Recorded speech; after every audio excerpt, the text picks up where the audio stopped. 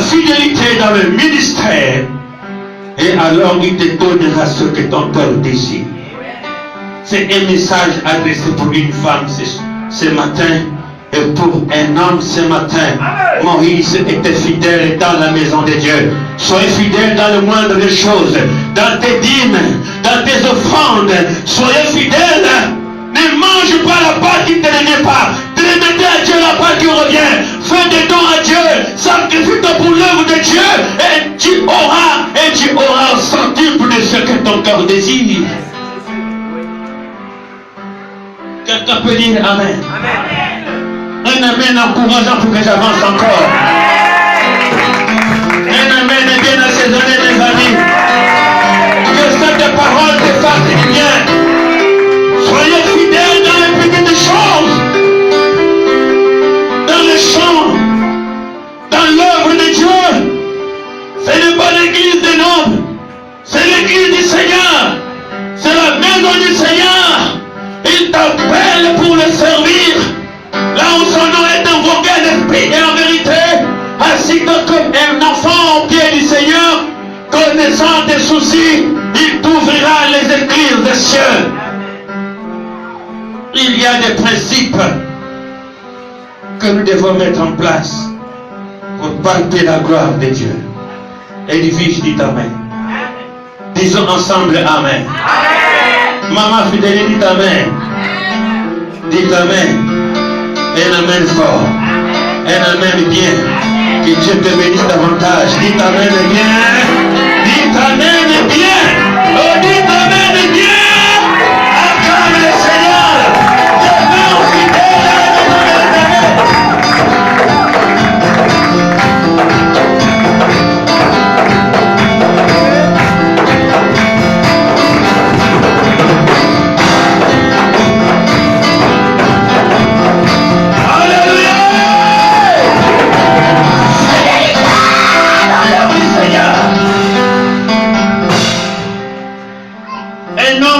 Jamais refuser quoi que ce soit à sa femme qui est fidèle.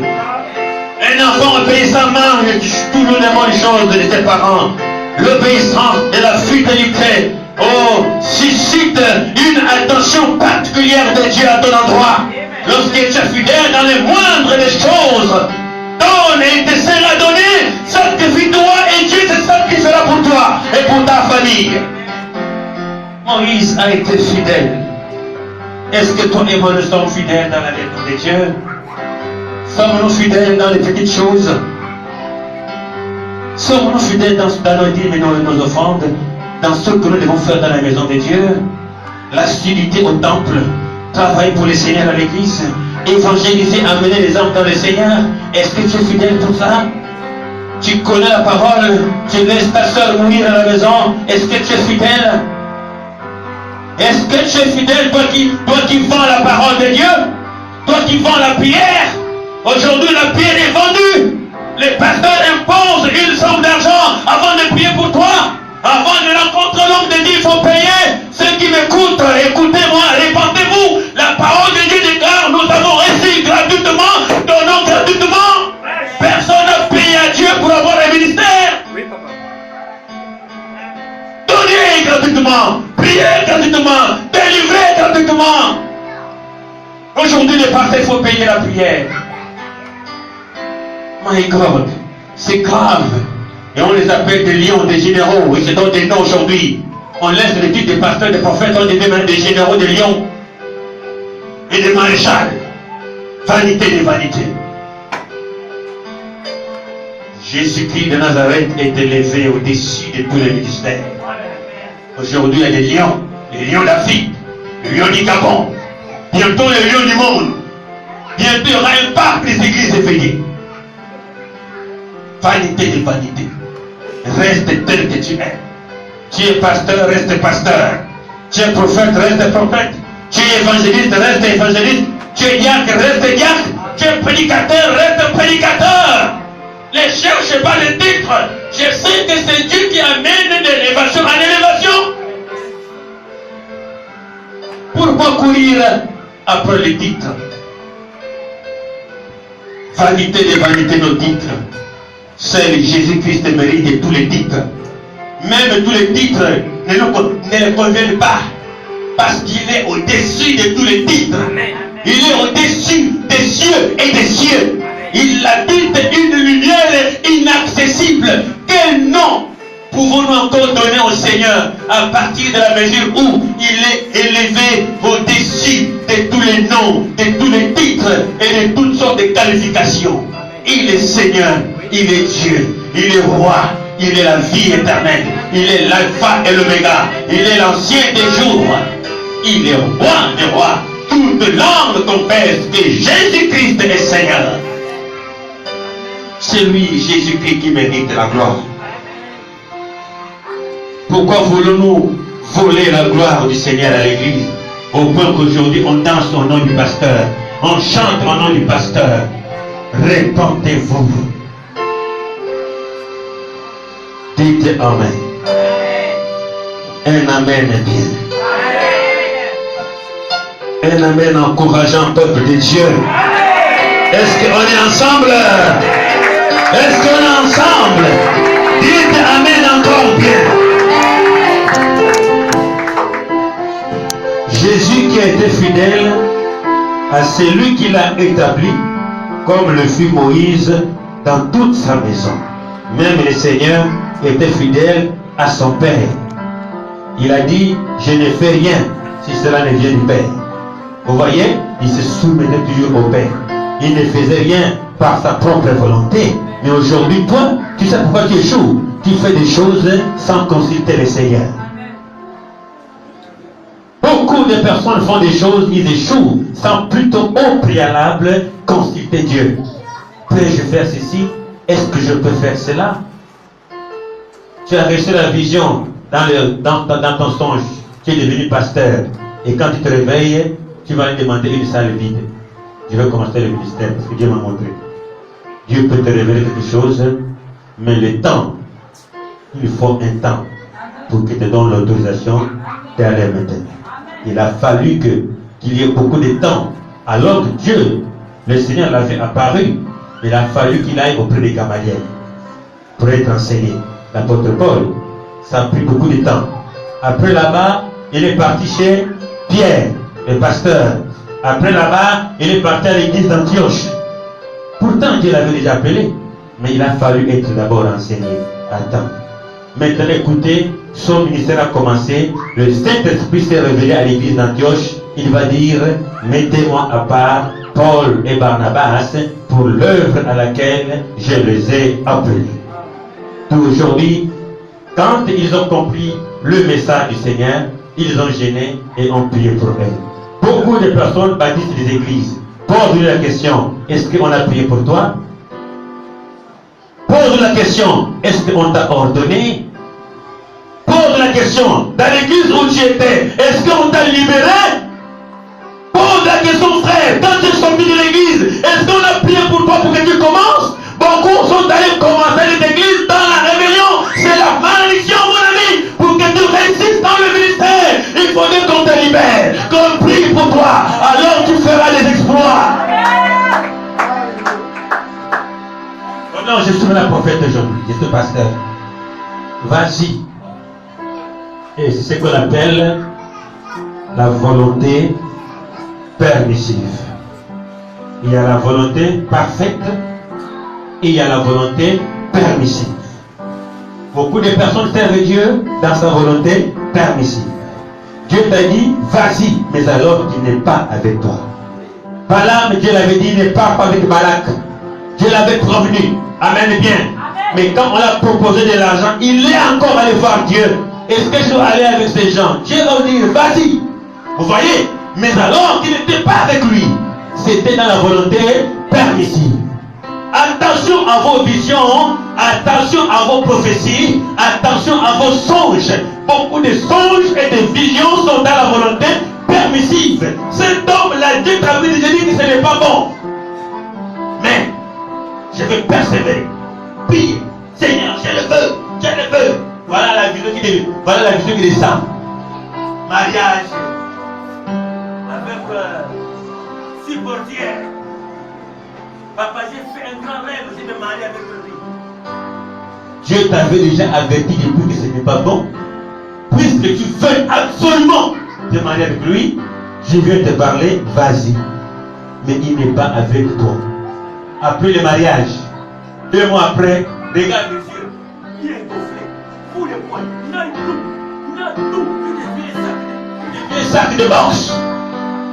Laisse-moi te dire, Dieu ne peut pas te donner un mari qui va t'humilier devant les gens, qui va te bastonner tous les jours, qui va t'insulter tout le temps. La bénédiction de Dieu ne souffre d'aucun chagrin. Et tu vas demander, tu vas prier, Seigneur, je me suis trompé. Pourquoi tu m'as laissé? Dieu ne t'a pas laissé, c'est toi. Tu vas prendre une femme qui fétiche, tout le temps dans le fétiche. Une femme qui t'insulte, une femme qui te manque du respect. Et tu pleures. Mon ami, c'est la volonté permissive. Dieu avait dit non, tu as insisté. Vas-y, épouse-la. La vraie femme est celle qui te respecte et celle qui te prend comme son bébé. Je vous ai dit, la femme reste la femme. Même si son mari est plus vieux et vieux, mais l'homme devant sa femme, c'est un bébé. Amen bien. La femme, c'est elle qui console, c'est elle qui nettoie les larmes, c'est elle qui encourage quand le mari est dans le souci. Ça va aller, ça va aller. Mais les femmes d'aujourd'hui, chérie, il n'y a pas 10 000. Mais je te dis que je suis fauché s'il n'y a pas 10 000. Je ne te laisse pas tranquille. C'est moi qui t'ai dit de me poser. Tu vas bien regarder. Tu as regardé ma tête. Ma tête là, tu vois là. Moi, Amantou Kabbalah, l'enfant de bien. Il me faut cette mèche brésilienne là. S'il n'y a pas, je m'en fous de tes problèmes. Moi, je veux mon argent. Mon ami, tu vas aller pleurer derrière la porte de la chambre. Qu'est-ce qui m'a poussé au Seigneur? Oh non, ce n'est pas le Seigneur, c'est toi. C'est la femme qui vient coller la porte et le mari dort. Chérie, ouvre, ouvre. Et quand il rentre à la maison, ivre. Quand elle rentre à la maison, Madame, c'est comme tu es fâché. Et souvenir. C'est quoi?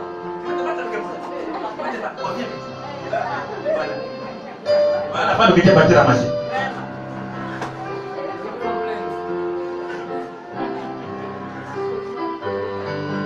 Amen et bien. C'est le mari qui cogne la porte et la femme ouvre. Et quand le mari entre, il n'y a pas de bagarre. Dis-moi, tu étais où? Mais laisse d'abord, je vais t'expliquer. Non, tu étais avec Angélique. Donc tu me dis aujourd'hui. Non.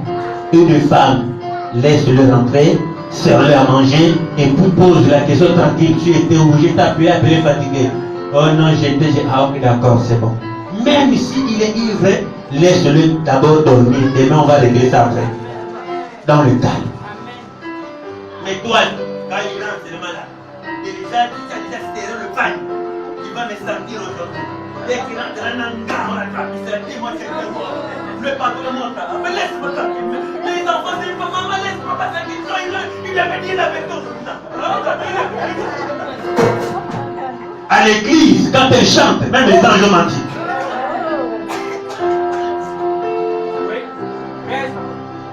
Dites Amen. Il y a des femmes sauvages. À l'église, il y a des saintes. Mais à la maison, le mari de son enfant, c'est le ménagère et la ménagère. C'est l'enfant du mari qui lave tout, qui fait tout. Ses enfants sont des patrons. Chrétiens à l'église. Les enfants prennent le café le matin. Le fils du mari, c'est la cuisine. Répentez-vous. Quand tu vas épouser un mari qui a des enfants, ces enfants deviennent automatiquement tes enfants. Tu épouses une femme qui a des enfants de ta femme deviennent automatiquement tes enfants. Tu dois les aimer au même point d'égalité que le tien. Il n'y a pas les enfants. Ça c'est qui? C'est l'enfant de mon mari. Oh non, non. C'est mon enfant. Personne ne doit savoir que c'est l'enfant de ton mari. Et quand tu présentes aux gens, ça là c'est qui? Non, ça c'est la fille de mon mari. Et l'autre, non, ça c'est mon enfant. Et l'enfant entend ça. C'est tout détruit. Amen bien. Il faut les aimer au même point d'égalité. Quelqu'un m'entend. Quelqu'un m'entend, dit amen. Un amen pour que j'avance. Pour terminer, amen bien. La foi véritable. Aimer les bons parents. Aimer la belle famille. Quand les amis, le frère du mari arrive, on parle d'un commun derrière dans la chambre. C'est là, ils vont venir mettre les gens. J'ai préparé seulement 2 cotiches. Et dans 3 machins, j'ai coupé, il y a 8 morceaux. 8 morceaux, 8 personnes. Et lui, là, il est toujours venu à la maison à 14, à 13h30 quand on mange. Ça, c'est quelle tentation, Seigneur.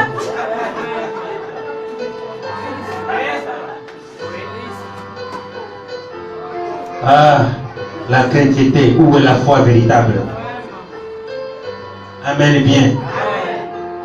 On va faire semblant de causer dans le cœur. Là, ta partie de vite commence derrière. Beaucoup ont reçu des anges sans le savoir. Mais la soeur est venue depuis longtemps, elle a fait. Aujourd'hui, allez voir Maman Mireille aujourd'hui. Visitez-vous, c'est important.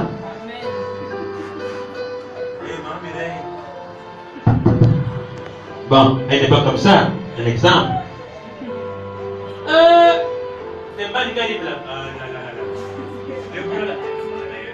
Qui est où? Prends vite la marmite de c'est là de l'arrivée. Dieu a l'habitude de prendre de l'apparence. Amen. La sœur, voilà la sœur Mireille, là-bas il y a quelque chose. C'est la caché. On va essayer de prolonger même le discours. Peut-être que la sœur peut dire quoi? On va manger. Finalement 15 heures. Vous savez, on peut te parler d'une manière ou d'une autre. Même quand quelqu'un baille, c'est déjà le langage que j'ai fait. Comment tu vois ça? Donc il a fait. Amen. Attends. Dès que tu vas amener la nourriture. C'est ça qu'elle attendait depuis longtemps. Le sourire maintenant. Et tu seras béni. Et une maman qui a eu ce coup-là. On était 3 communicateurs. On allait visiter la soeur. On sortait du chef. Comme elle avait un peu de moyens aussi, là, on va voir la soeur peut-être après là on aura à manger. On est parti 3 heures. Papa, il nous a mis des couilles. Papa Franck avait fait des autres. Il avait préparé. Moi j'aime le poumon aussi. Elle a préparé le poumon. Elle a dit aux enfants, prenez tout ça dans la chambre derrière, avant lui là. Les hommes de Dieu là, je ne comprends pas. C'est quoi? On ne savait pas, on est arrivé. On a parlé. On a parlé. L'autre me dit. Apparemment, il n'y a rien. Non, on a. Il attend. Je vais l'autre aussi.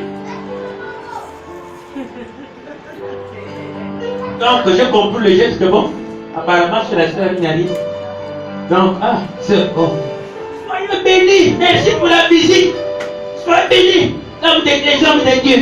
On est parti derrière. Il envoie les enfants aller prendre la marmite. Quand elle prend l'enfant tire la marmite sous le lit. L'enfant qui n'a pas, maman. Il y a quoi? Plein de fourmis maganées là. Plein, irrécupérable. Voilà la punition. Mange dans les fourmis. Mange les fourmis. Alors que Dieu allait la donner certainement ce jour-là, après là, elle est tombée sérieusement malade. Et nous, on ne savait pas. On a dimanche, Dieu, l'Esprit lui dit pas confesser avant que toi t'aies. On a prêché. Maintenant, sur le témoignage. Témoignage! On va se demander à la sœur. Elle était malade.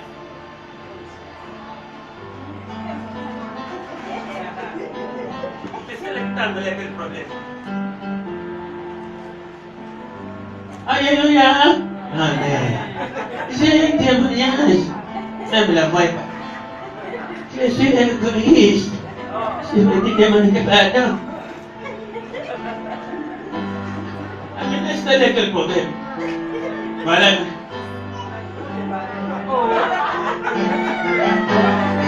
Pardon, Seigneur. Mais là, il fait quel problème? Je suis égoïste. J'avais reçu les dents de Dieu la fois dernière à la maison. Maintenant, quand ils sont venus comme ça, j'ai demandé aux enfants de cacher la nourriture dessous le lit dans la chambre. Papa, pardonne-moi. Donc on était perdu, il dit, pardonne-moi quel problème. Et je vous étais venu à la maison le jour. Tu avais préparé la nourriture, pas. Maintenant encore de l'égoïsme. J'ai demandé aux enfants de cacher la nourriture sous le lit. Mais pourtant, j'avais fait goûter le temps. Vous aviez fait ces choses.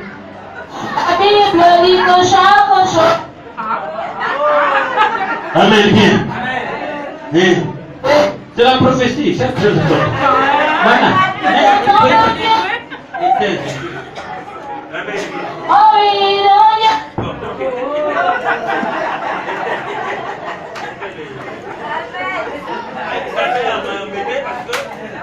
Amen, bien. Le jour là,